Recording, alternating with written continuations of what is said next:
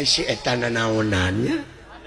batur-batur rampak sekar pokal grup der mandirikeun maneh kahayang teh guyub jeung batur bareng kabina-bina teuing si teh parli teuing bodo amat songot-songot aing songot nu ngomong aing songot diparaban ku aing nah make jeung pipiluun kana urusan aing kumaha aing lain kumaha aing belagug pan maneh teh rombongan urang saha maneh teu rarayang teuing teu hayang aing mangahiji jeung kaum duafa teu hayang aing mangahiji jeung parkir miskin aing mah jelema beunghar aing mah menak saha beunghar aing ye mainnya do beunghar wubuukan nah da wubuukan den kayang aing mending wubuukan aing jibatan huntu maneh jiga pager huntu aing jiga pager cenah heueuh maneh geus cicing lain cicing nah da teh lompatan tadi ge cicing maksud aing teh jempe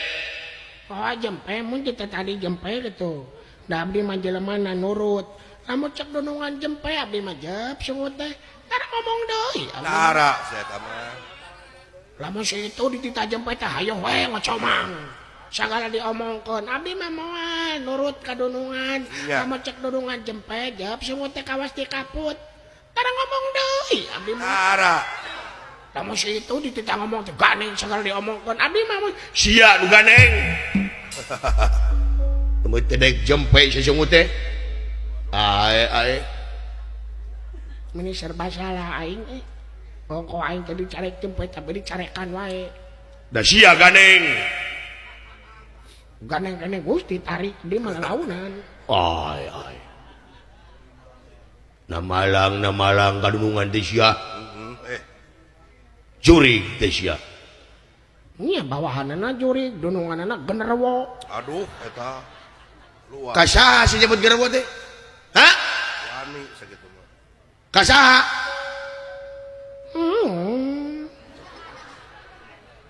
kasaha nyebut genderuwo teh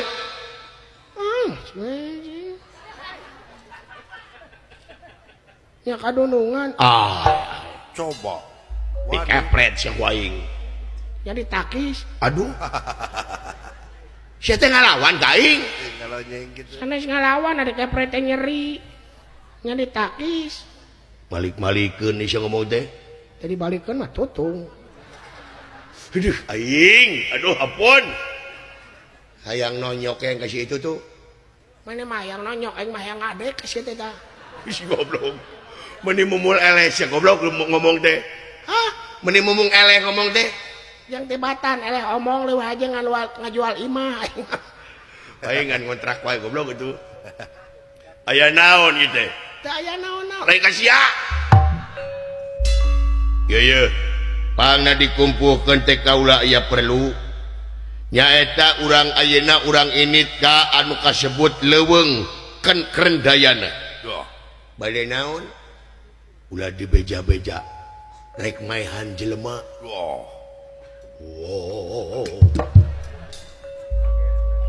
maehan jelema